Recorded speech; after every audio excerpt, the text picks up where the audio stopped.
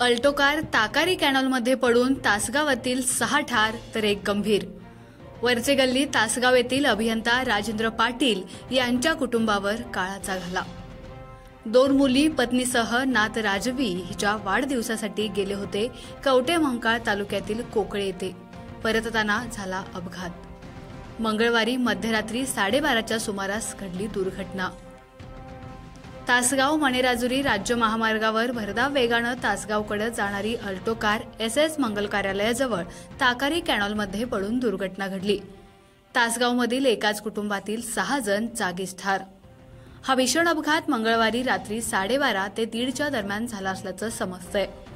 जखमी मुलगी रात्रभर गाडीत बसून होती तर रस्त्यावर कुणीही नसल्यानं मदतीपासून वंचित राहिलीत। सकाळी 6:30 वाजता आली दुर्घटना उघडकीस।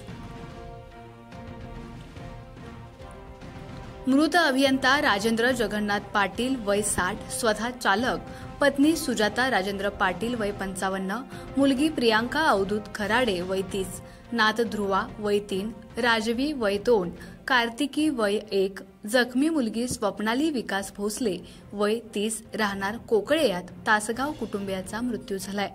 कवठेमहांकाळ तालुक्यातल्या कोकळे येथून वाढदिवसाचा कार्यक्रम साजरा करून तासगावला परत येत असताना त्यांच्यावर काळानं घाला घातला।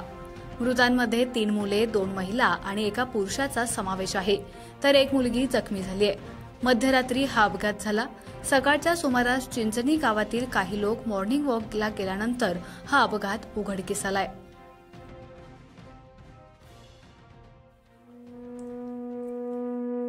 आमच्या खबर गावाकडची या चॅनेलला सबस्क्राइब करा, लाईक करा आणि आमचे व्हिडिओ शेअर करा। धन्यवाद।